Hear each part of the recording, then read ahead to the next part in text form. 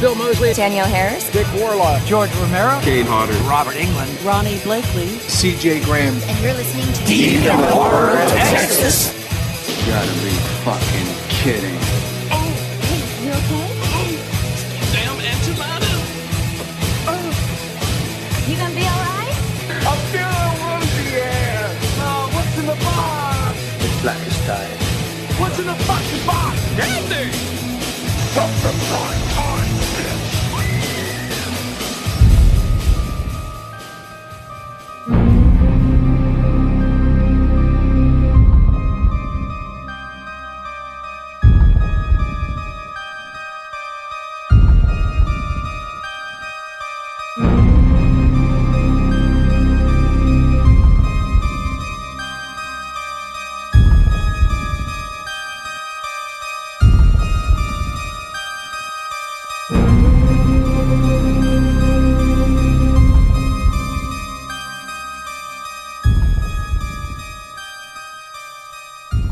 Hello, everybody, and welcome to another episode of Deep in the Horror of Texas.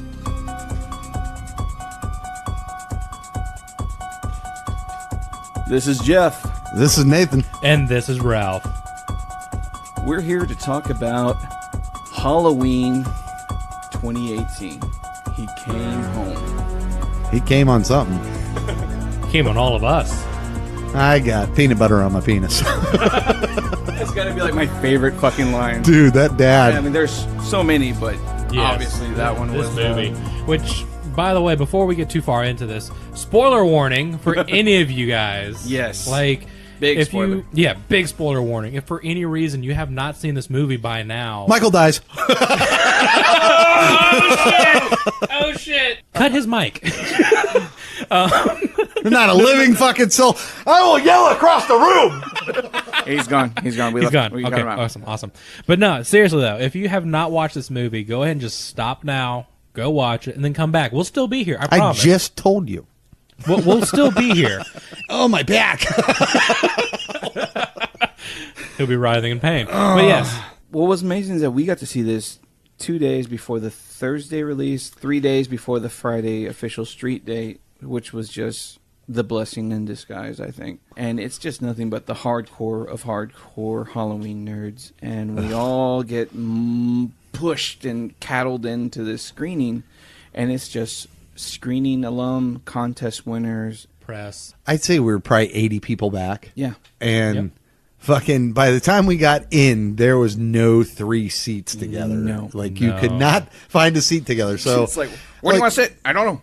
Jeff and Ralph quickly jumped together. Another girl jumped next to them, and I got fucked. I had a beautiful seat. I did. You did? I did. I was center theater. Oh, Like, yeah? seriously. Me and Jeff were like sideshow, like on the far left corner. Like Jeff can trip anybody he wanted to coming up and down the stairs. It's awesome. Yeah, I had the... I mean, our seating was. At first I felt awkward because I'm not used to sitting that far to No. the. Yeah, but it was just so pleasant Yeah, because and peaceful and quiet. yeah, The whole so, fucking. so scene. peaceful. and quiet. I bet you just fucking loved it, Jeff. I mean, It was amazing. And Ralph. me and Ralph would just whisper to each other, and I'm like, "Yeah, well, that's really really cool." Yeah. Yeah. Oh my god. And I'd sit there all by myself with the choir Hey, of he's fat got a burger! black women behind me. Oh my god! Now, He's behind you. oh my God. This is exactly how it was. Okay, the entire fucking movie, this choir of black women behind me were fucking... Have you ever seen Scary Movie?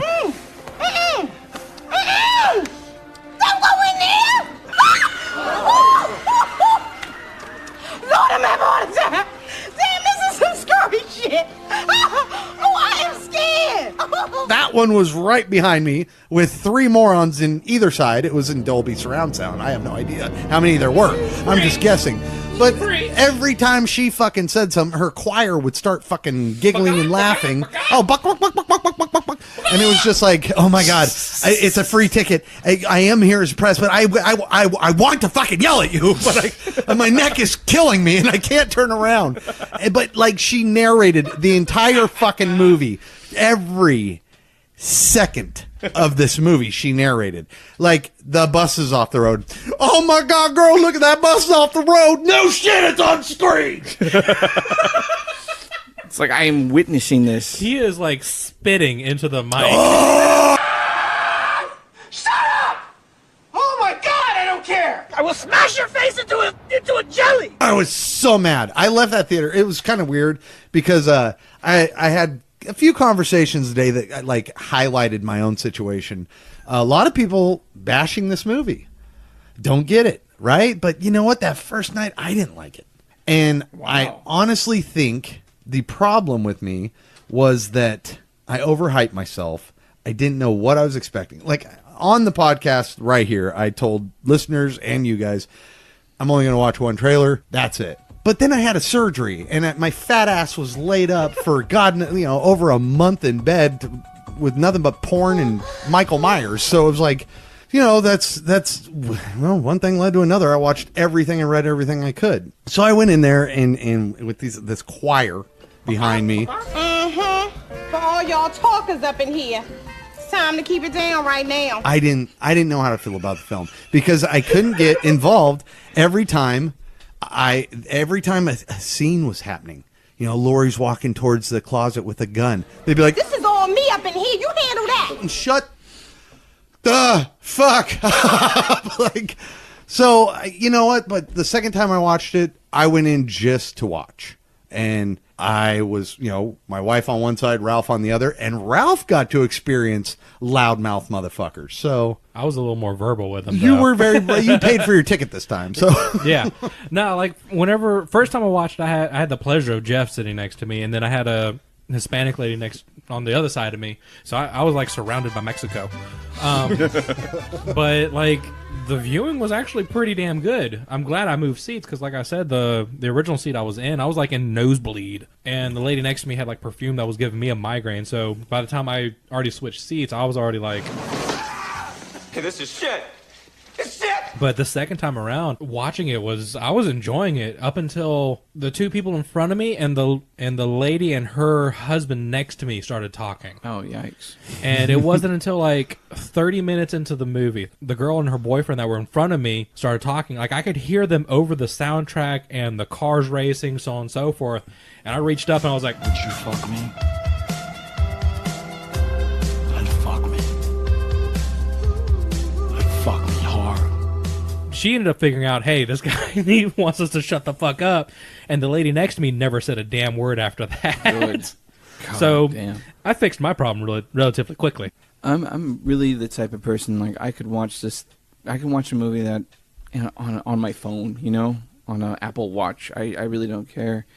And my wife always gives me shit because I'm like that. She's always like, how can you watch like a cam version of this, if you find it on a website or something like that. I'm like, I just don't give a shit. Sometimes like I watched Avengers for the first time in a cam and it was like blurry. I could see like shadow people going back and forth to get popcorn. Yeah. And that's just what I was used to. Or I don't give a shit, Mm-hmm. And then when I get a chance to sit down and appreciate it, it's like, I'm hypeless.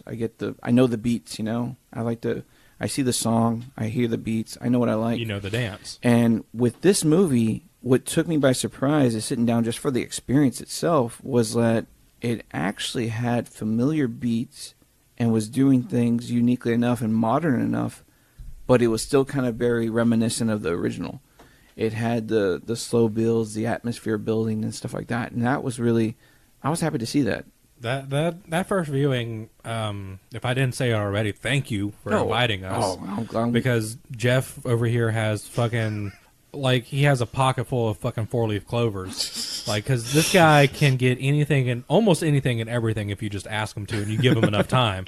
From me, thank you. I don't know if Nate'll say it, but I'll say it. you. But first and foremost, thank you. But yes, the movie though, it had those familiar beats, and it was very appreciative. Like, this was magic to be able to see it, to be able to say that I got to see a movie 3 days before everybody else. Hell, like, we saw it before the fucking the actual premiere. Yeah. Like, the premiere didn't happen until the next day, so pretty much that's when all of Hollywood got to see it. The Grauman's Chinese Theater, so on and so forth. Like, Yeah, so What an that event. next day, yeah, we didn't, like, we saw it before those fuckers did, you Yeah. know? But the experience all in all, though, was pleasant. This movie plays as a great double feature to the original. The 1978 and going into 2018, you really see it's the way it's meant to be. It's a double feature because when you get to the end of the 78 version. This one just leads perfectly up to what's been going on. And what's cool is that very opening beat, it's almost beat for beat of the original. It has this little fucking story they tell you right before they flash the Halloween title card, and they show the pumpkin scene of like this this rotten pumpkin like coming back to life or taking shape again. And it was beautiful, and the score is just Carpenter just doing what he does best. Like we had talked about before, it was directed by David Gordon Green. It was written by Danny McBride. Like that kind of caught me off guard because Danny McBride, that's the dude, that's the comedian. Yeah, Kenny Powers. Like I've always seen him as a funny man, but like that's kind of surprising to me. But then again, not, because we're starting to see comedians starting to break out into the horror. And if you want to see Nate brought up to me a really good Danny McBride film that just came out this year is Arizona. Oh, anybody? Yeah, he's looking for something great in fun. Oh yeah, he's great in that. It's more of a comedic role, but I mean, it's a fun one though. Yeah, it's great. David Gordon Green, like you were just saying, very much like John Carpenter, is a real Southern gentleman kind of guy. Came up, does a lot of fucking cool indie stuff. When he would grow to like everybody kind of noticing him was definitely Pineapple Express. Got everybody's attention. He actually has a Criterion film. If you collect Criterion Collection, he did his first feature, George Washington, is actually in there. But seeing his name, I'd always see it referenced he was always trying to do a remake for Suspiria. Mm-hmm. And I was always impressed by that, because I was like, wow, this guy who did Pineapple Express is interested in doing Suspiria. What else can he do? And then you saw it kind of took a left turn and went to a different director, which we'll get into later in November. But yeah, seeing David Gordon Green get taken up with Blumhouse, and then Blumhouse offering to do this Danny McBride produced, co-written fucking Halloween take of Michael Myers. Wow. Like, I mean, ultimately, when we get to the film, I mean, you're witnessing... We get placed in these two English characters, so that's kind of like us. That's the audience. Mm-hmm. You're kind of taken to this little let's catch you up kind of shit. And people that are new to the movie, it's a great one-off film too, because it kind of takes you into this past situation to a present situation. Mm-hmm. They give you the exposition without being Captain Exposition. They don't oversell it. Like they fill in the blanks and that's it. Like they're not like, oh well, fucking Michael Myers, he was fucking in 1978. He fucking killed this person and that person and this person and this person. It's important to note that they were going to go that way. With the original opener was supposed to show Donald Pleasance run into the house, run up the stairs, shoot Michael once, and when he walks in the bedroom and Michael's standing there, he gets stabbed and dies right there. Mm-hmm. That's what they were going to do, and I was like, oh my God, if they retconned this, I would have been pissed. But like Jeff brought up, they should have brought it, like, at least had a line or a little bit of something about the arrest. Yeah. And they probably didn't touch base on filming it because of location. The people who own those houses are very fucking private people now.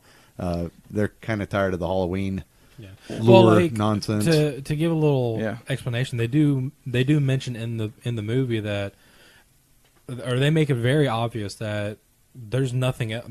This is literally the sequel to the first Halloween. They've axed everything. They make it very apparent right from the get-go, because they state that after the events of that night from 1978, Michael was apprehended, period. Like, it doesn't talk about Laurie getting sent to the hospital. It doesn't talk about the entire ordeal. And for you guys saying, well, the 81 version was the same night in 78. Yeah, that's when we find out Laurie and Michael were related. None of that happened. All of that when Dr.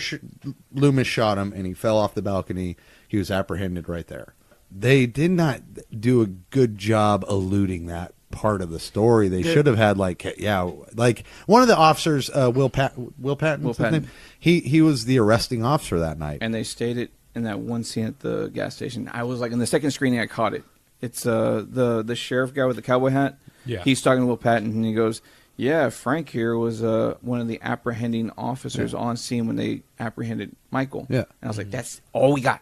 That's it." Yeah, they didn't like, "Oh, we caught him 3 blocks down." You know, we found him like that because he fell out. You look down and he's gone. Was that the boogeyman? As a matter of fact, it was. Greatest ending ever. So good.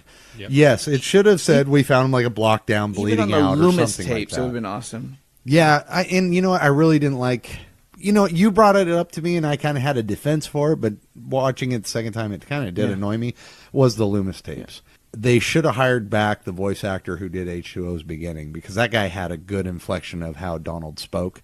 This guy was just like, oh, okay, I'm a British guy. Blah, blah. It was just like, oh, he's just... Michael was a man who was... My defense for it to Jeff was, you know, it's in 1978. It's probably a reel-to-reel that he held the tape recorder up to record the sound. True. But the inflection, you know, the pattern of his voice is wrong. But even, it's cool. I wish it was like, and after his attempt at Laurie Strode's, but that we found him wounded, trying to crawl back to his home. Yeah, it was like awesome. Like they apprehended him at his house. You know, like he was trying to get back to his house, or we found him a couple blocks down, fucking bleeding out at the foot of the bed with the tombstone. Yeah, that actually would have been pretty cool. Anything they should have done. I would. That's just. I understand the idea of what Kenny Powers, whatever his name is, Danny McBride, and David Gordon Green meant now. This is going to pay a lot of lip service to diehard fans of the series. You're going to get moments where you're going to be like, fuck, yes. But this is for a newer generation. It's old story mixed with new horror. When they have the scene when the three kids, Laurie's granddaughter and her friends are walking down the street, they speak to it very literal. They say, I don't get it. It's just some guy kills 5 kids and 40 years ago, it's nothing special. You know, the kind of horrors that go on today. And then they're like, yeah, he blows up a little pumpkin. He's like, yes, this isn't supposed to be this special thing to most of you big fanboys. This is just a fun story. So just sit back and have fun. Yeah. And all the bullshit about him being a sister, it's just like, don't think about it. Don't worry about it. Just I didn't have a problem dropping that. The first night I kind of did, because it was like they did give like certain nods to other films other than part 1. Yeah. But a missed fucking opportunity is Dr. Sardane or whatever, the Sartain or whatever the fuck. This should have been Dr. Wynn. Okay. You can take that off now. Halloween is over. He was the assisting doctor, and he was younger than Loomis. That was a definitely poorly... When did they state that? Poorly written character. Poorly written character. He was fucking terrible. It was just a fumble. It was. It was you completely had off the wall. From like all the moments until that scene. But I do have a funny idea with you, for you, maybe theory. I was talking about it with Ralph on the way over here, and I was like, you know, let's just stop talking. I want to talk about this on air. This doctor's he's the quote-unquote new Loomis, as Laurie puts it. He is Michael's attending physician for the past couple years. I don't know. I didn't really state length of time. So you have a doctor that's obsessed with pretty much provoke. And that's kind of apparent in the first scene watching it the second time around, is he's allowing these journalists, podcasters, I believe they're journalists. I think they were saying podcasters just to be a smart ass, like funny. But he's allowing them to try to provoke a response. This is what this guy is obsessed with. He wants Michael to speak, and he wants to see Michael unchained in a way. So, in the first scene is what you see in the trailer where he's holding the mask. He's, speak, Michael, say something. And Michael's chained to that chessboard. The doctor's just like nodding, like, yeah, keep prodding him. Go ahead. Okay. But then when they load him on the bus, and this is my theory, the doctor, I didn't notice it the first time, but the second time is very blunt and adamant with one of the officers that ride on the bus. He's like, I'm his doctor, and I will see it through all the way till the end. Yeah. Foreshadowing. The next scene you see is the bus is off the road. I think, and then you meet this doctor later on. He tells the story of how it all happened, and Michael, got a hold of everybody and killed him. I think he killed the 2 guards to let Michael loose so he could study him in the wild, as he puts it. Yeah. Ralph didn't kind of see it that way. I think it's a possibility because you see the pin. Yeah, in his and he's just sitting in the back of the bus. Why are you sitting back there? Well, he was sitting in the front with him. I think he had the perfect opportunity to attack him. No. I'm saying like when the kid found later, him. he's just like laying in the back, like, okay, what the fuck.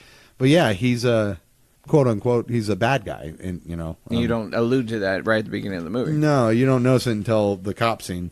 Yeah, which the first time completely kind of like was like, what the fuck? Yeah, it was a twist that you like first time watching it. I was like, all right, he's still trying to study him, but the second time watching it, it makes it very obvious and very apparent that that he was wanting to watch everything happen, because he makes statement later on in the movie. He's talking with the sheriff, saying, "I want to know what makes him tick. I want to know what he feels, why he's doing it. I want to know." Like he makes it blatantly obvious that he wants to see it happen, because he states Loomis got to see it. He states in the beginning of the movie that the only person that actually got to see him in the wild in his element was Loomis, and he wants to see it now. Oh, Laurie. Well, yeah, Laurie, but yeah. like to study him, to figure out what's going on, because Laurie, she's not there to study; she's there to run for her life. At the time, but he wants to see it now. He wants to see if he can try and make a breakthrough, see if maybe even become the Michael McDowell Loomis in this. You see, and one scene that in theaters I caught that I was like, I wonder if that's something, is when he first gets in the cop car after recouping, and it's after they pick up Laurie, I noticed that his eyes are darker, like they put eyeliner on him, and I was like, what? And he keeps like he says this one line to the cop, he's like, "Oh, it would be such a victory to study him in the wild," and the cop's like, "Yeah, well, I'm going to blow his head off if I see him." Mm-hmm. And he's like, "You cannot do that. He is a ward of the state." And like, right He's there, it's trying like to- wonk wonk. Trying to make it to where, like, oh, you can't do still that my because he's patient. owned by the state. You're not allowed to harm Yeah. him. He's a garbage ass character. And if you want to really say, it's very easy to say he didn't attack the cops on the bus, because he goes, when he kills Will Patton, he goes, "Oh, this is what it feels like." So it kind of gives you an idea that Right, he's breathing heavy. He's never attacked anybody. Yeah. So he And couldn't that's- have been the attacker on the bus. But I because- don't understand how Michael would get up, break out of the cage to attack two cops with shotguns. Probably maybe because the doctor did the door? distraction. I don't know. He could have. I It mean, could have been the yeah. distraction, because whenever he gets on the bus, he sits right there next to the gate. He is right there. Like, he doesn't go to the back of the bus. The only reason why he was in the back of the bus But whenever you find him is, I guess, to After show wreck, that yeah. after the wreck, to show that he was hiding, because He was still alive. none of those inmates the only inmate that he would have to worry about would be Michael. But this is one of those things that you don't worry about, because it's just like Halloween 1, when the inmates are just wandering around. When Loomis pulls up, it's like, Well, Dr. Wynn let them out. oh yeah, It's explained in part 6. exactly. Yeah. So it's like, you don't really So worry we'll about that part. we'll figure out what Dr. Sertain was up to in part Sertain. 3 Yeah. The thing. if we make it that far. Another thing that kind of irritated me is that they announced that they are already writing the sequel and all that 3 weeks before the premiere. It was like, well, shit. That's I thought it was Hollywood for you. Yeah, though. but- Blumhouse. I thought it would just be a one-off. Like, Dude. and then they're like, oh, it's Well, going to be a sequel. It's That's like, just like Happy Death Day. Yeah. well, they Yeah, should have held literally. that news till afterwards. It's like the trailer problem that I've always discussed. If you put everything that's intense in the trailer, there's nothing for us to eat up in the theater. And that's exactly what happened with the 15 trailers of Halloween release. And yes, that's my own fault. They gave us the long shot. They gave us the closet door. They gave you too many things that should have been The genuine mannequin? movie experiences. The mannequin part, that was in the trailer. The door with Laurie, that was in the trailer. The fucking kicking him down the stairs was in the trailer. I mean, pretty much anything Michael-esque was in the trailer. They gave away too much. Please. I Yeah, think that that's why I was- liked Hereditary, is because it was like I a don't know build, what the fuck and this then ba ba ba ba ba ba ba, and it was like Hereditary. It's like, what the fuck did I just see? Yeah. Like that was the biggest issue with this one. I think they were trying to get the hype there, which is fine. Like I'm all for, like, all aboard the hype train. I'm all for, like, showing us snippets and whatnot. But yeah, once you start showing way too much, then you're just you're giving away all the good parts that we were really wanting to see. Yeah, you're sacrificing suspense for ticket sales. Well, if you're going to show what you're that, doing. have a movie beyond your trailer. Like, that's Yeah. the main thing. And I mean, I really enjoyed this movie, but yeah, I was not impressed with the idea that you would do that. Mm-hmm. You know, give so much in the trailer. And my buddy Travis, he asked that, and I was just like, he's like, he was already kind of like texting me and kind of sounded like he didn't really think Halloween was going to be all that. And I'm like, well, did you see the trailers? He goes, yeah, is everything good in the trailer? Oh, that's all the good shit. I go, if you want a good movie, you go watch the movie. If you think you're going to get this big, scary film, I go, you're not going to get that. And I think that's what people expected. I didn't expect like an overly scary movie, but I expected it to be as suspenseful as the first one. And it was. It wasn't to me. It's good. Don't get me wrong. I am not going to shit on this movie. Yeah. But there's certain elements, in being a giant fucking 78 Halloween fan, there's certain elements that are wrong. One of them is the music stings and the music cues. The music is gorgeous. The soundtrack is fucking gorgeous. But the way they use it in this, we went to 2 different theaters.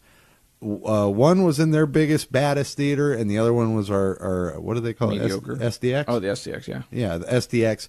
That's Showbiz's baddest fucking theater, and they're all worth it. So the thing is that the sound is not booming in this. I think that's the sting right there, and then like the don't, like, you know, the first one had this pumping. Without the music, the first one isn't even scary. Yeah. This, you could have no music and it'd just be equally as good of a movie. Yeah. You know what I mean? It's like you still have a movie. There's no sound. If you would have put like amazing amounts of thumping music in this, I think it probably would have got a few more jolts. I don't know. Like I said, it's a gorgeous soundtrack. Cody, John, and Davies. They did an amazing job. I really like it. They did a beautiful job with it. I'm upset that I missed out on the limited edition vinyl pressing that you, sir, ended up picking up on. It's still available. There's it's everywhere. The regular edition. Yeah, the regular. Yeah. But I want the white one. Yeah. Yeah, the one that had the white cover. I want Sacred that. Bones. They did a really cool release with it's like the mask, and you actually take out the vinyl from it. It's pretty cool. And where the eyes are, it's like the mask serves as a white slipcover where you can see like the crinkles and whatnot, the weathered mask, and when you pull it out, right where the eyes are supposed to be, it says Halloween. It's pretty dope. You open it up, it's a clear pressing of the vinyl with like a kind of like orangish pumpkin in the middle. Yeah, and it's badass looking. Like you get the vinyl, you get that. You also get a poster, like Target Practice. The music is definitely it's an amazing soundtrack for this, and that was upsetting was the fact that they didn't up that soundtrack in the theater. Like you said, I don't know if it was like just the theater itself or it was just the way that it was put together. It's not theater, it's the film. I guarantee it. Hopefully they catch it. Because they couldn't have just been theater. Like I said, the voice and the music were on like perfect even paths where the music should be cranked to a 10 at certain points. Yeah. That was like that, the Doctor, and I don't even know. There was a couple little things that annoyed me throughout this movie, but hey, put part 8 back up. Will you ever hear me say that? Trick or treat. No, because I don't want it. Yeah. This was very. So would you say that the amount of good that you got for this movie outweighed? Oh, way. Okay. This is a great movie. I'm a big. That second time really put it in perspective. Yeah, I had a quiet theater around me, and I had a good crowd. Right. know? Well, because the first time that we all sat down and watched it, we were kind of all on the same page. We were like, the moment we walked out of that theater, we were just kind of like, do I like this? Did you like it? I don't know. Did you like it? I don't really know. It was one of those movies that whenever Nate's walking up, goddamn fuck. Yeah, Nate is just like frustrated with the entire world after the first viewing. But me and Jeff kind of walked out going, man, did you like it? Did you like it? Maybe. I think I did. Yeah. Like we actually had to sleep on it for a little bit to figure out if we actually enjoyed this movie, and finds out we're not the only ones that felt that way, because the second time we went and saw it, it was us three again, along with their wives, and then 2 of my friends, and my 2 friends. Whenever we all got out of the movie, like they all had the same opinion that we did that first night. Was like, I want to say I liked it. I think I have to rewatch it, maybe even sleep on it, and that's what ended up happening. I actually got a text message from them before recording today, and they said, "Oh yeah, no, actually now that I've actually had time to mull it over, actually reflect, I want to see it again." How did you feel about the story as a whole? Did you feel as though it hit those same beats that the originals did? Did you feel as though it followed too closely to what the original Because I know, like, Nate always compares a lot of movies. Like, oh yeah, it has the same pacing as the original Halloween.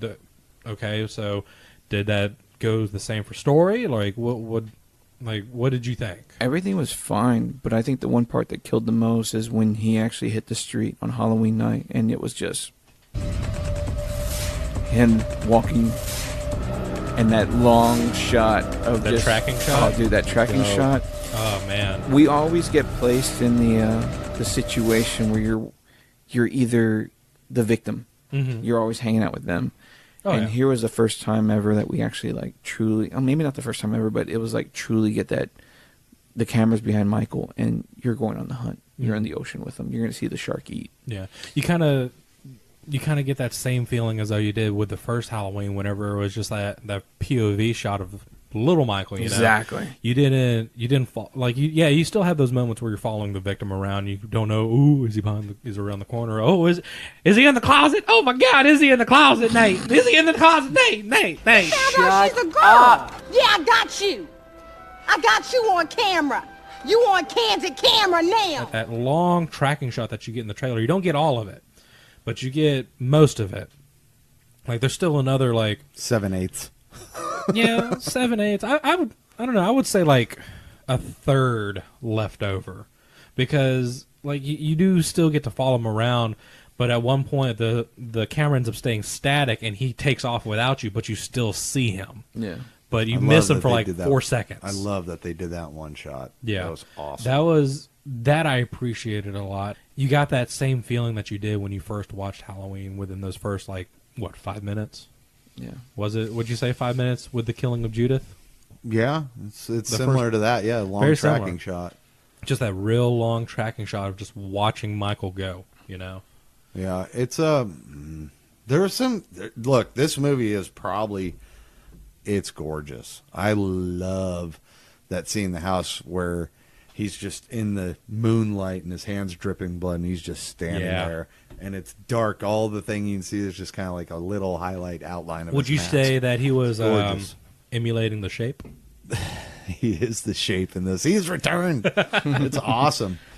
With this one, you get gorgeous shots, gorgeous directing, really good acting, even from the teens. The teens, the first time watching this, kind of annoyed me, but then second time, I was over it. Like, they didn't bother me anymore. So it's got good suspense. It's got good elements, But like I said, the main thing with Halloween, the original, was that soundtrack, that piercing, scary soundtrack. Yeah. So I actually got a million questions for y'all. Go ahead. Because with this being, surprisingly enough, the first Halloween in the entire franchise that I got to sit down and watch in theaters, because I wasn't alive in '78, and the only time I would have even remotely started picking up on it wouldn't have been until at earliest Resurrection, maybe. That was probably when I was when was Resurrection? I think it was Give me 2001. 2000. Yeah, I still wouldn't have been able to see it. So yeah, Rob Zombie would have been whenever I would have been able to pick up on actually watching the movie, because at that point I would have been 18. I wouldn't have to drag my mom to him. Oh, yeah, H2O was 98. Yeah. So, but yeah, Resurrection was 2000, 2001. And Rob Zombie's 2007 and 9. Yeah, so yeah, Rob Zombie would have been the first one I would have been able to see, but I actually didn't get to see any of none of these Halloween movies I wouldn't have been able to see. So this is, y'all were part of my first experience in a theater for Halloween. Yes, exactly. I saw your ass jump too a bunch of times. Yep. I was like, man, this is really good. It's effective. There's good scares in it.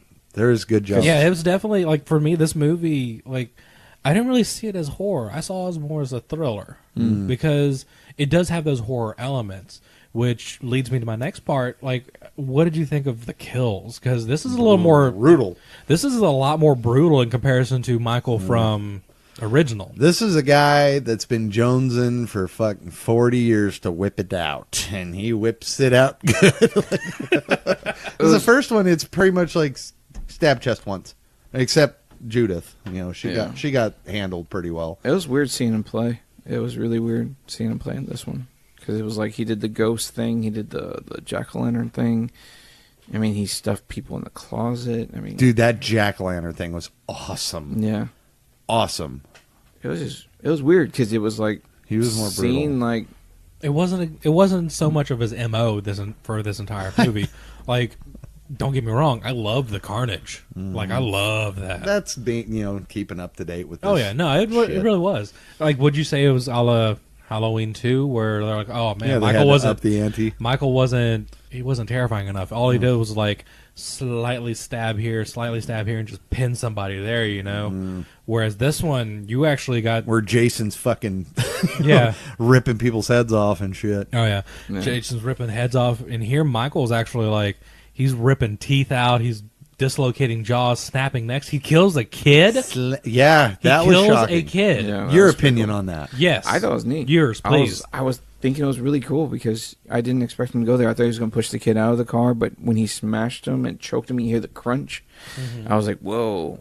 And not seeing what happened to the dad till very much later with Hawkins, I love that play because it was like less is more. I was like, cool. Yeah. So with that being said, with the kid, why do you think that he went after that kid and not all the others that he ran into? I don't know because I think they missed an opportunity. He should have killed the baby to escape. That was purely the only reason he killed that kid. I need this vehicle. When he killed the chick with the hammer to get the knife, and he passes by the crying baby. He should have killed the baby. No. You know what? I love that you think that's going to happen. Like a witch and turn into guacamole. I love the way he looks. He looks down and he kind of just motions just keep on hunting. Yeah. The way, because But it would have been neat. Yeah, it would have been neat. I think he should have killed those two kids that bumped into him. Well, hey.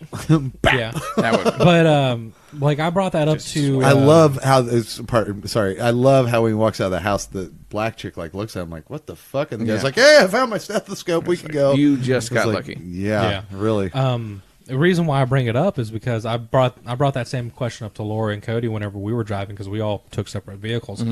What did they think about it? Laura was like, why did he kill the kid? What was the point? Like, if he killed one, why not kill the others? My answer to that, though, was because he saw the kid as a threat. Because the kid came out with a gun. Whereas all these other kids, the baby, obviously harmless. The two kids in the Halloween costumes, harmless. Whereas the babysitter and the boyfriend, she attacked him with a chair. Boyfriend comes at him with a knife. Yeah. The only reason why Tubby didn't get it was because I guess he was wrong place, wrong time. He ran.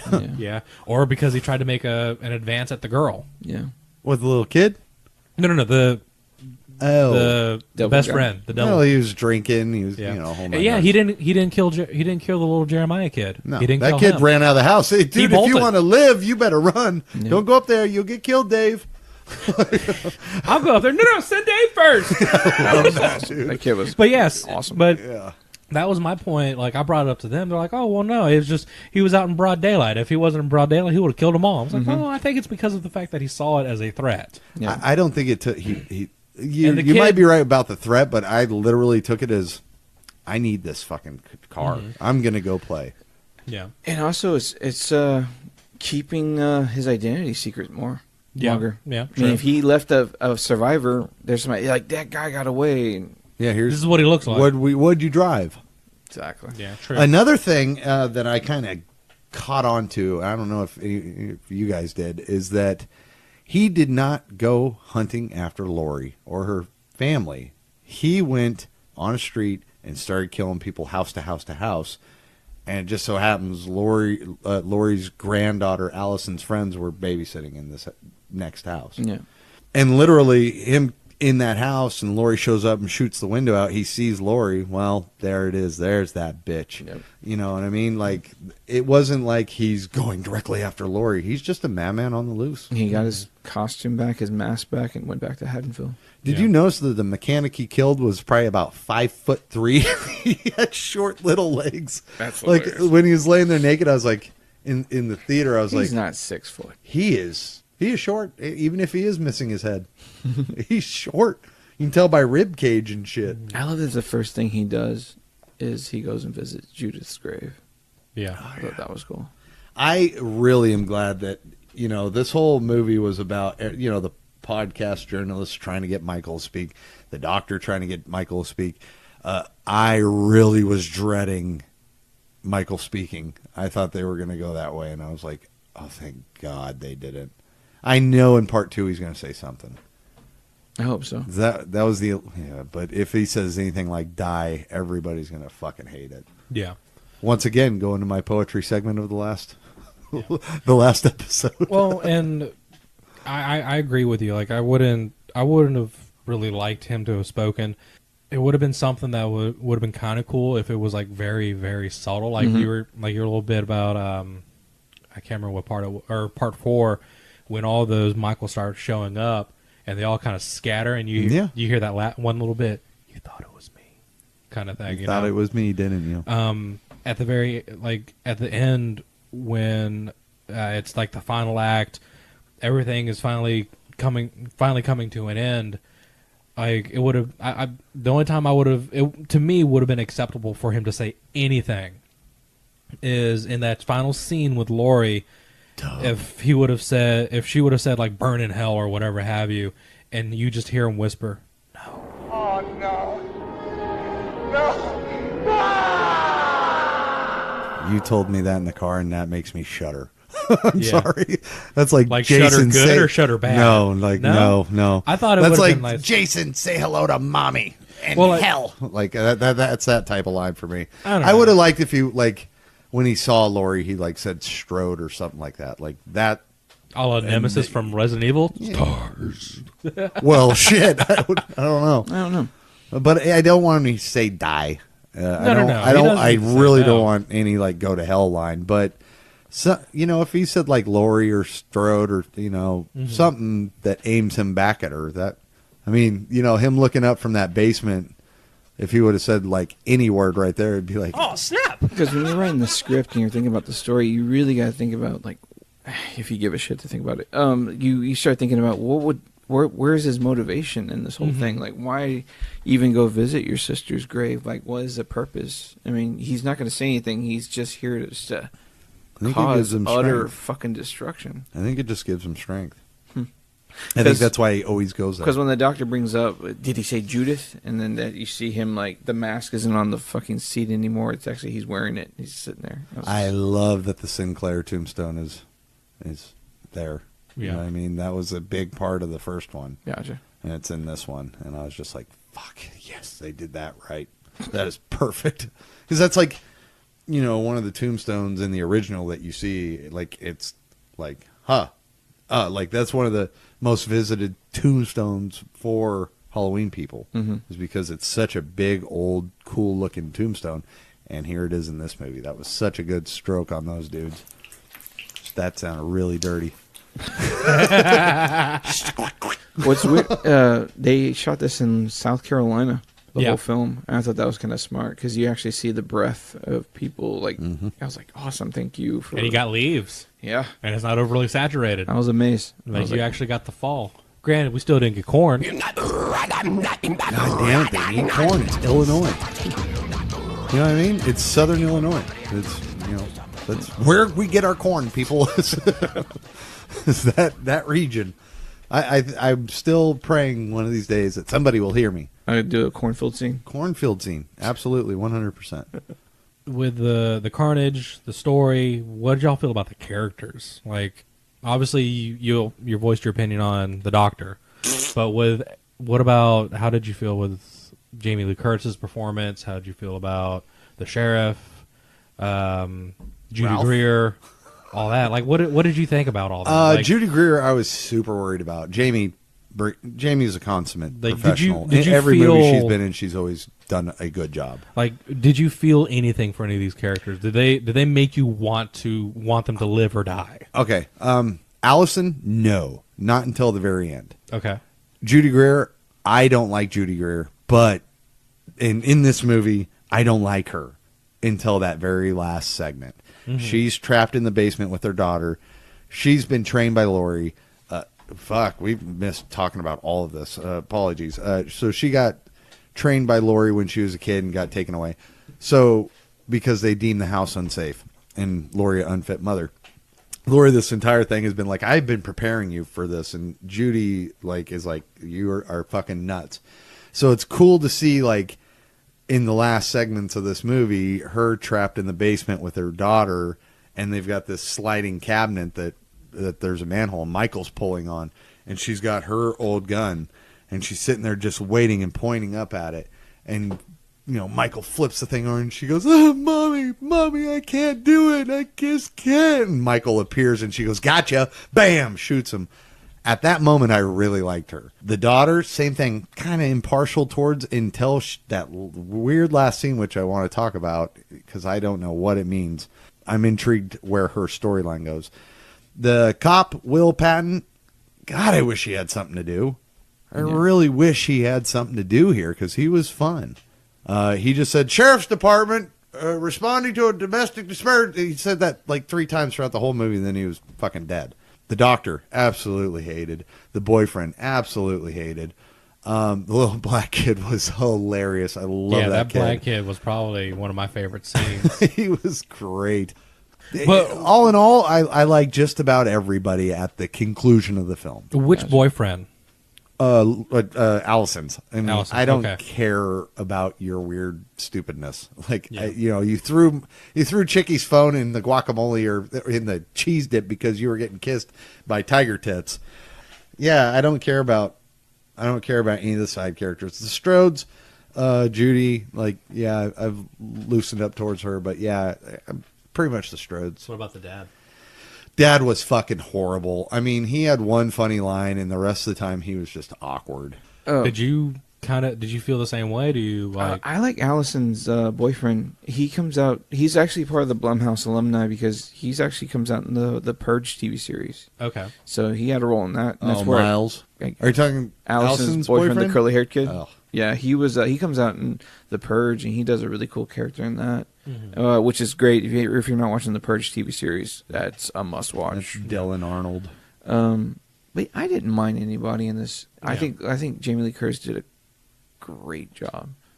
Because, I mean, just her being in that type of neurosis throughout the whole fucking since her experience. I mean, you can imagine the failed marriages that they kind of point out. You can imagine, you almost that Judy Greer was almost like, something of like that she had this kid through a one-night stand or just a failed relationship. Yeah. Or a failed marriage, obviously, because of the divorces and stuff. But it's just like...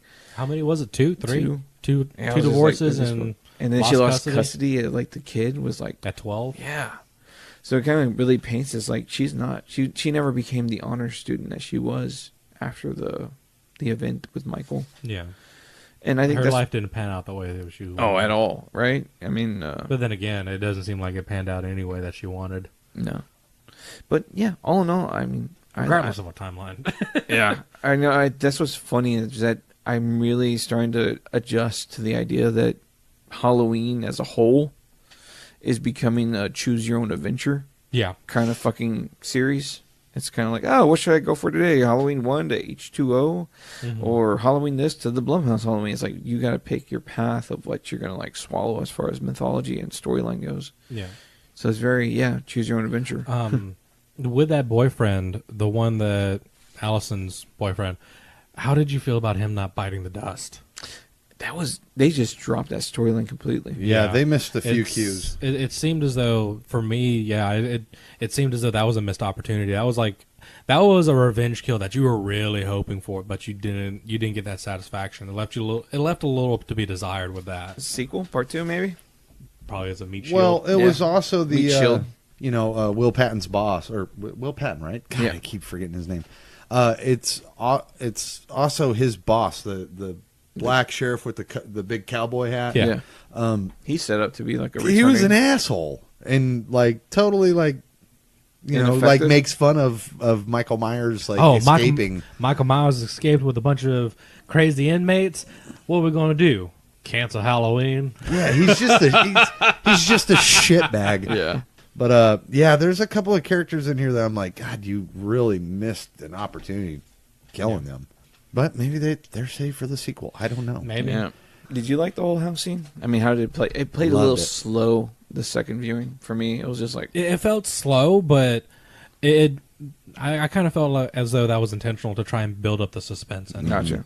I love that she's walking around checking these rooms, and as she clears the room, bam, a door drops, and just if you're in there, you're locked in, but you can't go in. And I'm gonna fucking systematically track you down where you are in this house. But then it got to her bedroom, and it's got like open doors into the outside, and it's like, well, you can't trap him in that bedroom, and that's where the mannequins are. But yeah, I loved how this was filmed. I loved how Michael got fucked up in this house. Again, I think they missed an opportunity. I think Laurie should have died. I don't know how you would have written that, and maybe I'm wrong, but one of the Strodes should have died, either Judy Greer or Allison or Laurie. More than likely Laurie, though. She should have been it. I really hated when up in her room she grabs this knife and goes at Michael, and they have like this little wrestling match with the knife. It's like, dude, this guy just fucking cranked out a bunch of people. Like, he is stronger than hell, and you're gonna wrestle him with a knife? Like, wouldn't he just grab you by the throat and... No, he's got like the...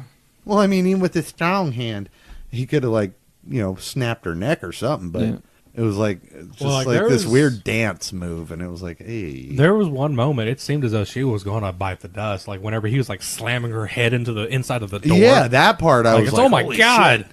I really thought she was going to die at that moment. Yeah. No, and she ends up just like fucking blasting his hand. Very Home Alone-ish. Yeah, right there. Yeah. I'm just thankful this wasn't as gnarly of Benny a Hill as H2O ending was. This really pushed the thing where I didn't feel that Michael was the predator at all. It was like Laurie was. Yeah, and he was the prey. Because even when it played the scene with the balcony, it really just let the thing like, yeah, you're not even in the same ballpark, Michael. Like, yeah, you're no longer... You're playing in her playground now. Oh, yeah, like, for... And when she comes out as the shape, oh, that was beautiful. Yeah. Like, for 90% of this movie, yeah, Michael's the one that's pursuing the entire time. Like, you get Laurie, like, hunting for him as well, but it doesn't seem as though... It's more of her trying to be like, oh, hey, like, I need you to... I'm crazy, I'm going to kill you. I'm crazy, stay away, woman, the revolver sitting in her car. But yeah, it wasn't until they got to the house that... It became apparent that Michael was ill prepared. Yeah. Like, those 40 years behind those walls just... Well, the Michael I knew would have never done that. Like, you very clearly... He was always so sly, and he was good at getting people to go where he wanted them to go, and he kind of just went where they wanted him to go, and I think that was his disadvantage. Yeah, because you see him when he's walking through the house, he's looking at the gated rooms, and he's like, I can't go that way, okay. And then when he's suffering with the island, and he's trying to find the panic room, it was like Nate said, it's like, that was it. You're already marked. Like, they have you going where they want you to go. Yeah. And, well, and this is whenever they make Michael, like, they've axed everything that happens to him after the first one, so he's no longer superhuman. Yeah. He is human. Yeah. Like, yeah, he gets shot earlier in the movie and blood. Yeah, and he a nice blood he spray staggers and he just keeps. Granted, yeah, he's still like he's human, but it seems like he doesn't have a pain threshold. Yeah. There is a technical term for that. It's congenital insensitivity to pain, and it's a real thing. It's rare, but it's when a person literally cannot feel or never has felt pain. If they kept him in the insane asylum for 40 years, it would be cool if they just use like trank darts just to take him down. Yeah. Yeah. I love the end though, man, where they knock him down there and yeah, that pin the cage thing was a shock to me. I was surprised. I was pleasantly surprised. Kind of a weird line though. It's not a cage. It's a trap. It's a matter of perspective, ma'am. If you're inside there, it's a cage. If you're outside, that's a trap. The gas lines was awesome. Oh yeah, but another thing that really, really pissed me off is that dollhouse was not the Myers house. It looked kind of like it, but it wasn't. It wasn't not. it. Like, I got you. It should have been. The Myers house is a character in the first one. Yeah. It's the boogeyman's house. It's the haunted house of the town. It's not here. It shouldn't be. It shouldn't be. It should be 40 demolished. years. But it should have a scene of them at least driving to the location where the house was located, because he always went back to his house. Yeah. It should have had something, a line, a drive-by, something with the cop. I mean, yeah. The cop and the doctor are about as useless as tits on a bullfrog in this movie. All the cops, like the two cops in the end that become the jack-o'-lantern, those are like the cops from Part 5, talking about a goddamn sandwich. It's just a fun just to see the banter, I guess. Just 'cause. Yeah, the banter between them two was hysterical. It's very real. You just seem like like a PB&J kind of guy. Oh, I made my lunch. What did you make? A brownie that I made at home. That looks like what a 5-year-old would put together if he made a lunch. If he was capable of making a lunch. Luckily, you have the coolest, partner in the world. I got you a whatever fucking sandwich. Banh mi. Yeah, that was that particular scene. It seems like, I don't know. Yeah, they did seem like a little like throwaway characters from Part 5, where it's just kind of like, man, I don't know about this. They I understand what their purpose was for being at the house, but it just.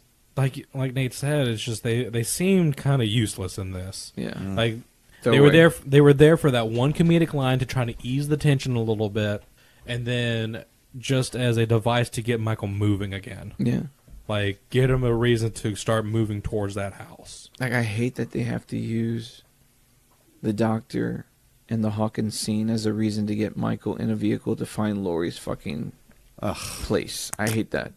Yeah. But it is what it is. It's the story, right? It's what you're getting. I mean, would I give it the best 100%? No. But watch the series, please, and then watch this. Yeah. It's light years better. Yeah. I mean, when she shoots to the floor, it lets you know that the floor is made out of wood. There was a water heater down there. I don't know. I can think of a couple of ways to maybe stay long enough alive in the cellar, so maybe Michael could still escape. Because I think if the camera shot would have stayed on that front door just a little bit longer, you might have seen like a soaking wet Michael, or like half burned Michael, like there's windows fumbling out down there. But they're like there's windows down there. I mean, but depending on how big because he gets out. How big Michael is? Yeah. Of course, at the end of the movie, you definitely don't see him anymore. He's no longer standing there. Just to see like that one, like have that shot linger just for like 2 more seconds, just to see a hint of a figure, would have been cool. Yeah. But that would have been so fucking cool. But instead, we end up getting this little. I consider it a pretty cool homage because whenever Nate was showing me the first Halloween years ago, he was all excited because at the very end of the movie, you hear that breathing during in the credits because it's showing all the locations that he was at as the credits are rolling, and you hear him breathing in the background. And I didn't think that he caught it that first time around because he had his chorus of a tabernacle choir behind him.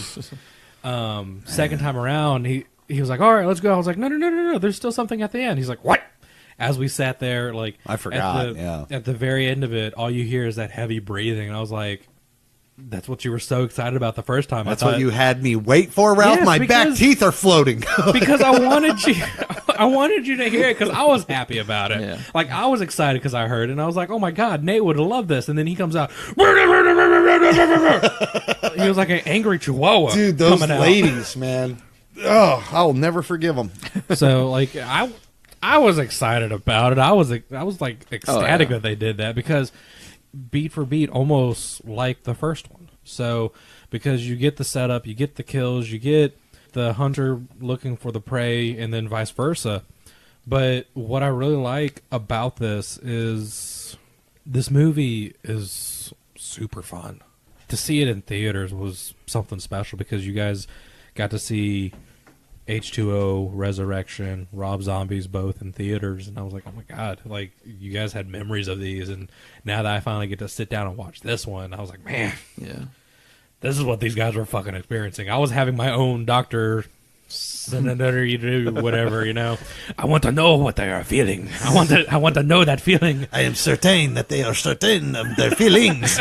Don't try to be funny with me, monsieur. This is a very serious matter. Final thoughts, Ralph. Final thoughts. So, final thoughts. This movie was fun.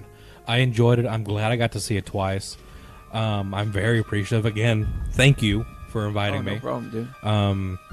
Thank you for joining us, even though we had to find a way to get you in, because if not, we would not have heard the end of it. We were only 6 seats away from each other, and I was in a totally different world. But yeah, now this movie, the story was, I really enjoyed the story. Granted, we all had our little gripes here and there. The doctor, I didn't mind him, but I felt as though he was a little, he felt out of place in some scenes, and there was some scenes that he shouldn't have bothered with. There's a scene in the movie whenever they hit Michael with the car, he kills the sheriff, and the next time you see him, he pops up with Michael's mask. It's like, what the fuck are you doing? This is how it is. Keep in mind, this man got shot in the shoulder with a 30-06. Yeah. And he one-handed, his arm is in one arm is in a cast, brace kind of thing, sling. And the other arm, he's dragging Michael across the pavement. And Allison's in the backseat of the cop car. Mm-hmm. So, move over for my patient. Yeah, and somehow he manages to manhandle Michael and get him into the fucking police car SUV that's probably sitting 2 feet off the ground at least. I don't know what they're feeding them at Smith's Grove, but I want to know what it is, because apparently they're feeding all these fucking inmates something. Michael is a beast of a man. If it's anything like any of these other timelines, he has the grip strength and the fucking arm strength of I have no fucking idea what. He is just insane. And if this kind of follows the same thing where Michael has this inhuman fucking arm strength and whatnot, what are they giving the fucking doctors? No shit, right? For him to lift up this man that pins with knives. Let's take a guess. How big is this Michael? I think he's probably 6'3". Definitely. He's definitely fucking tall. Dude. So 6'3", give him a rough estimate weight of 240, 250, a tight 240. He's pretty lean though. He's scarecrow-ish.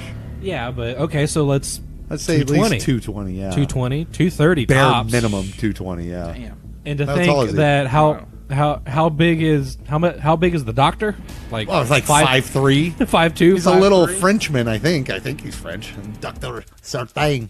So for him to pick this giant of a man up and throw him in there, that seemed a little off. There was a few wacky scenes here and there, Yeah. Characters were all believable to me. I felt as though everyone that was a shitheel got what they deserved. Was there a couple of characters that kind of didn't deserve it? Yeah, but we're not here to take scores to who gets what when, Hell, the ones that were supposed to get that didn't might come back in the sequel, and we'll get what they deserve tenfold, You never know. Is there really places you can go with this? I think right now it's people are visiting it because it's a classic, and people have been missing it because we haven't gotten one for a long time. Yeah.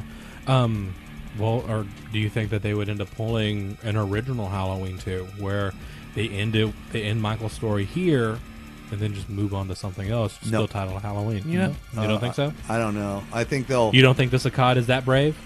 No. What I think is going to happen is this is probably going to play out into a trilogy format. Mm-hmm. Maybe depends on how well the second one's received. But I think this is going to play out to a trilogy format, and then they're going to reboot everything with a brand new Laurie. I think that's pretty much where I'll go. To end my little final thought, though, this movie for me is going to be a definite buy. 4K release, sold. It's going to happen. If they do a limited edition steelbook 4K, done, pre-ordered already. Ready to go. Heck yeah. So that's where I sit on this, and this movie is one that you should not miss. This is definitely the storyline that I'd be willing to follow. Like you said, this is the Halloween franchise suffers from the entire create your own storybook kind of setup, where you either go 1, 2, 4, 5, 6, or you go what was it, 1, 2, then H2O. Mm-hmm.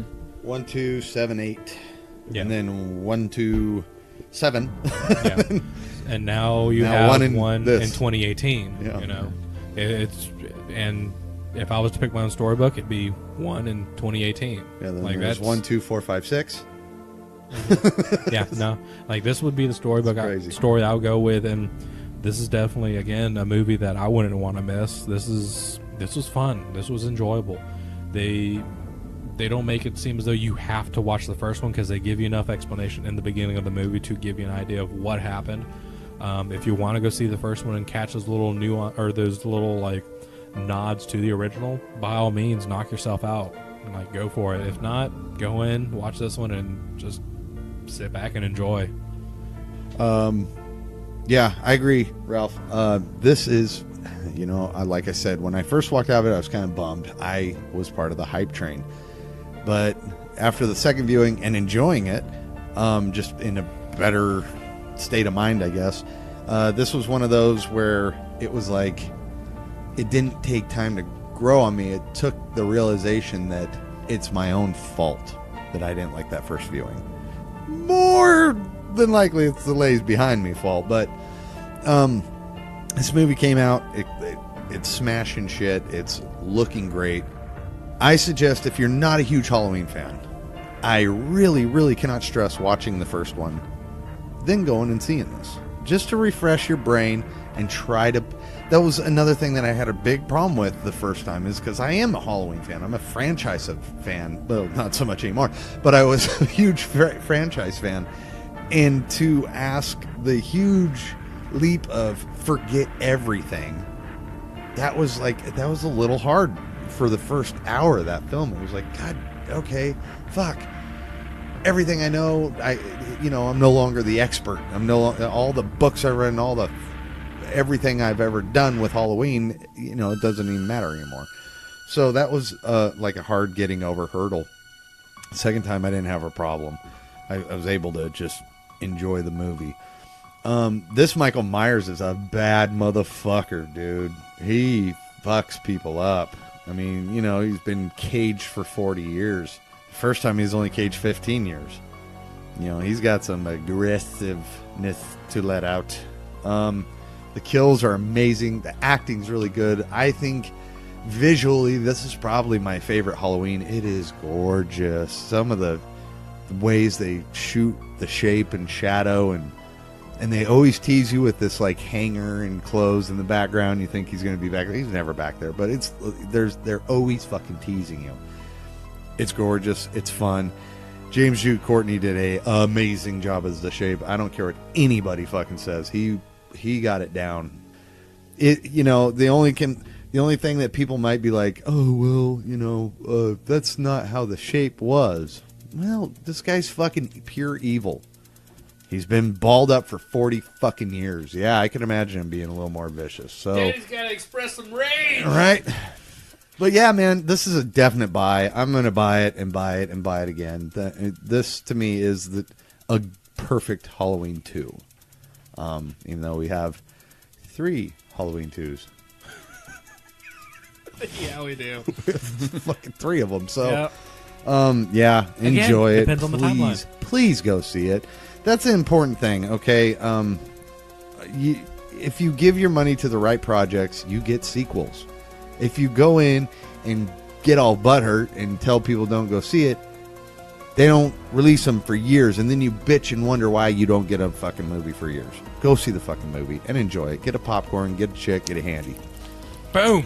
There you go. Everybody pretty much said how I kind of feel too. There's a feel I like for Halloween, a feel I like for Michael, and this place would step into it as some places, but then there would be shots that would just take me out of it. And I just didn't enjoy it at some places, but that's nitpicking. All in all, it's a great film from beginning to end.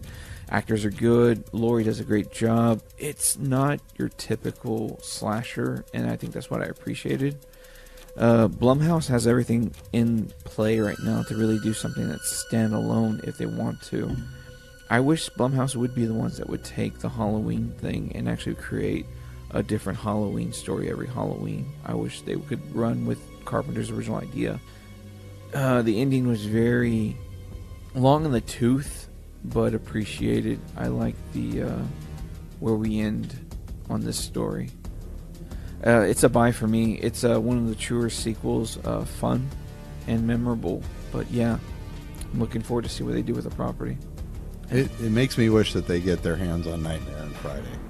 Yeah, that'd be awesome. I would like to see Blumhouse crank out some stuff, because if they can take... Look, this franchise should have died after 1981. If they can take this and make it current, which they did, I'd like to see it with other properties. So. Yeah, nobody used Siri. Oh, God. I'm so glad he threw her phone in the fucking cheese. I want to do a little bet. This movie had an estimated budget of somewhere between 10 and 15 million. Where do you think it's going to land when it ends in the box office? 250. 250? Okay, so you said 250. What did you think? What are you thinking? Like weekend box office? No, Or- total. Total Worldwide. Like, we will. How much I we bet? don't know if you guys will hear it, listeners, but like estimated by the time from day one of it being released to when it releases on Blu-ray DVD, we'll go back and see how much it made box office wise, and see who was the closest in lunch or whatever. Like, fucking yeah, Dak and Bob. yeah, Dak and Bob. I don't know, 180. 180? You Yeah. think 180? Okay. I said 250. What do you say? 250. I would, if I was to make a bet, I would have to say, let's go 220. Okay. Let's go 220. Anything over 250? Naked, some free chicken. We'll do Price is Right, whoever's the closest. That's right. Or whoever ends up overshooting it. Hey, wait a minute. What if it makes 249? You win? 240? No, it'd be closer to you. All right. So that's how Price is Right is. If you go over, you're fucked. Yeah, You no, heard no. it first. We'll go, yeah. But you guys will never hear the outcome. Fat of it. man's getting some Korean chicken. Going to Dak and Bob. So, okay, I just wanted to throw that out there because, like I said, it had a budget of like $10 million. I mean, if they make $75 million this opening weekend, there's going to be another boom on that movie at Halloween and the days leading up to Halloween. So there's probably another 75 to 100 million. So I really think this movie could, go over the 300 mark. But considering all these movies, none have made more than 90 million. Mm-hmm. That's a tall order. Yeah. So with y'all being locked into y'all's numbers now, 250. With y'all being locked in y'all's numbers now, as of right now, as of like an hour or two ago, it has already made $7.8 million Just on opening day. Opening day. So we haven't gotten into the weekend. We haven't gotten into. Oh yeah, Friday, Saturday, Sunday. Okay, we got time. Yeah, you still got plenty of time, but just like already opening day, it's at 7.8 million already. But anyway, so we got another little treat for you. So hit the damn music. Is this Aussie conditioner? That is fine hide leather. You've never felt softer penis. Let me hear your shit, baby. You're good. Good. You're really right up there. Like a fucking Pepsi commercial.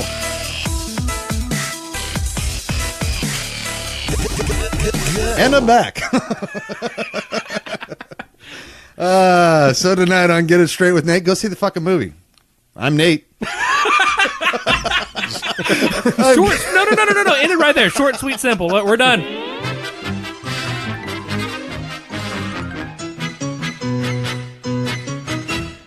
Okay, so what's your number one? For my number one, it would have to be the original because the original you can't. That one is up there. It's the first one. It's the one that sets everything up. I love a really good origin story, especially if it's somebody of this caliber. Like I said in our first episode, I see this guy as one of the classics. He is the one that set everything up. He is pretty much the guy that gave me Jason. Like, Jason is my slasher of choice, but Michael, if it wasn't for Michael, we probably wouldn't have gotten a Jason. We might have eventually gotten there, but it would have been somebody completely different, whole new setup, so on and so forth. So, like with music, for me, you have to appreciate the classics to appreciate what you got now. Yeah, sure. So yeah, number one, right there. After that, it would have to. I would say number two because it happened in the same night. I thought it was a lot of fun. Granted, the entire movie takes place in the hospital, so it's kind of bland. Like seeing the same sights over and over and over and over and over and over and over and over and over and over and over and over and over and over and over and over and over again. So you got that one. I would put this new one right next to that. Like that would be a very, very close second. This new one was really fucking good. I appreciated it. It's up there for it should have been the sequel that we should have gotten, but due to limitations and whatnot, we couldn't get it. But this one's still a lot of fun. After that, I would probably say 4. Solely because of the fact we got We ended up getting Daniel Harris. It had a very good ending, which I wish they would have pursued, because it would have been great to see like the mantle getting passed on. But with Akkad, kind of meh. After that, I would say Season of the Witch, because it's something different. You ended up getting a whole different storyline. Got what John Carpenter originally wanted, which was to have an anthology series, have like Michael be the first one, then have a different story for another Halloween, another story, so on and so forth. And from there, it just kind of gets muddled to me after that. Like, I would say H2O after that, then maybe 5, and then Rob Zombie, number 1. I know it's going to end with Rob Zombie 2, so just kind of... Really? Over Resurrection? Yeah. Plug and play. Because I did not care. Because, like... 2 just wasn't there for me at all. But yeah, that's pretty much my list. So those first up until Rob Zombie 1, and then you just plug and play after that.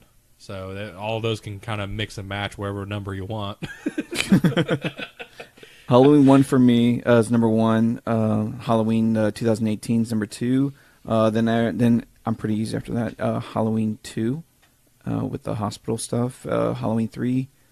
Halloween 4. Halloween 5. I'll put Rob Zombie 1 and 2 before I put Halloween 6 and Resurrection. And that's kind of what I end on. Where'd you put H2O? Oh, H2O. I forgot about that one. You know what? I like that one, so I'll probably put that right smack dab between 4 and 5. 78. 88. Although I hate the look of him. Fuck. Well, base it off of like how much entertainment did you get out Well, of it? I really loved 88. I mean, that was like, I think it was the second or third one that I saw, which I loved it, and I still love it to this day. I just fucking hate the look of Michael. Okay, I'll revise. 78, 18, 88, Rob Zombie 2, Halloween 3, OG 2, Rob Zombie H1, H2O 6, 5, 8. Nice. So pretty much the top 3 is kind of relatively the same. Yeah, 1, 2, and remake, or not remake, but this was a good sequel. The only thing that changed for me since last time we got together is Rob Zombie's 2 moved up a couple spots. Like H1, I really like Rob Zombie's H1, but god damn it, I hate the beginning story with the family life. If it would have just started in the clinic, or like started with like the killing and then the clinic, I really enjoyed the clinical stuff, and then from there it's just a retrace of the original. Like, I went autopilot on my list. Honestly, I think part 4 is kind of like my favorite up there, but I don't know. I really like 4. I think it's the best standalone story. Daniel Harris? Yeah, I love it too. I mean, if that was just like your only sequel you would get, that was kind of like... I wish they go CGI the right mask on his fucking face. Yeah. That'd be a plus. I love Don Pleasance. I love his voice. I love how his speech, like everywhere is just, he's evil, he's evil, he's evil. It was like, the best playing field for Loomis, I think, because that was just a really unique story. Everything else, he was kind of like, they didn't use him right. They didn't use, and then Michael was just like, hey, I kill people. Like 5 and 6, man. And I put, if you want to count producer's cut's always going to go directly in front of 6 and directly in front of 5. Yeah. So, yeah, Resurrection's just dog shit. Fuck that fucking goddamn movie. I like to talk to somebody that really likes Resurrection. Well, I have come full circle. I began with you guys at Halloween, and sadly this is where it ends. You guys go on without me. Thank you, listeners. Thank you, friends and family. I'm not retiring. I was like, oh shit.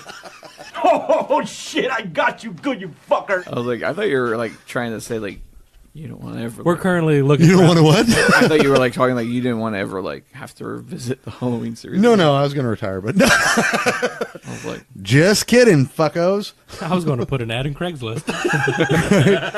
No, me, I'd answer it. You guys looking for a podcaster? Where'd you find this gringo, man? The fucking Mumford & Sons concert and shit? Thanks for tuning in with us and following us through our awesome Halloween series, which is amazing. I'm glad we got to end on such a great note. Everybody... Finally. I know, finally, right? We get a series that we end on a good 40 years. We waited.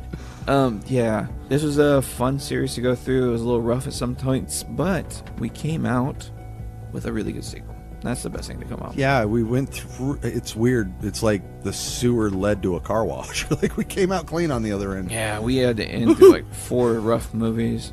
Yeah, Rob Zombies actually, they were like kind of the light at the end of the tunnel. They really were. I mean, I always thought of those as the Drek, but speak for yourself. It's funny what not smoking so much weed can do to your perspective. Yeah, I'm really looking forward to that follow-up to Devil's Rejects. I'm curious to see what 3 Days in Hell or whatever the fuck it's called. The next. I think it's 3 Days in Hell. I'm looking forward to seeing that because that comes out early next year. So, thanks for tuning in. We can't wait to talk to you again in our next episode. We'll be covering something hopefully non-series related. And fingers crossed. Yeah, I know. Fingers crossed. So from all of us to all of you, thank you. This is Jeff. You're like my 10th favorite podcaster. This is Nathan. Actually, you're my favorite podcaster. This is Ralph. Oh. Keep it scary. And happy Halloween.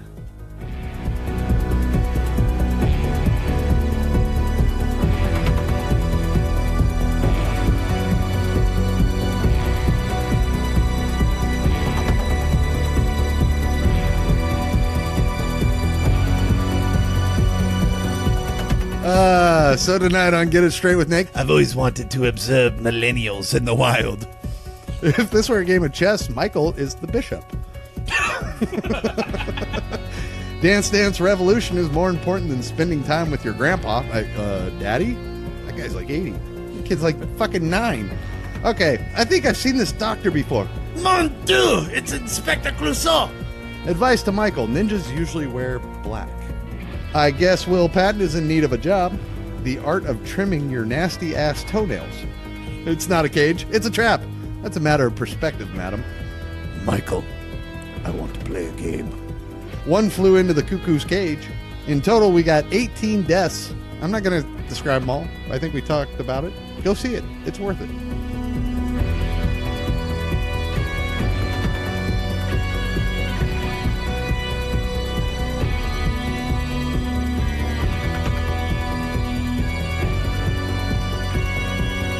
Thank you for listening to Deep in the Horror of Texas. Be sure to like and follow us on Facebook and Twitter. If you like what you hear, please leave a review on the iTunes or Stitcher radio app. And above all, remember to keep it scary.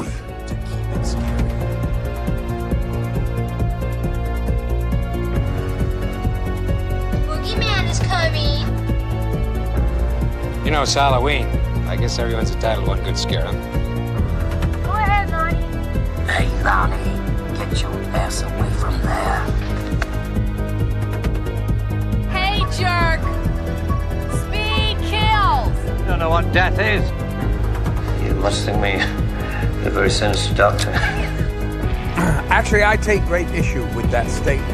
I have never, ever been so humiliated in all my life. Fantastic. Trust me. Nonsense. No. Good night. Thank you.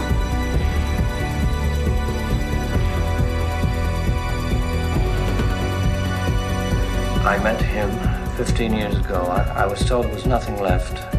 No reason, no conscience, no understanding, and even the most rudimentary sense of life or death, of good or evil, right or wrong.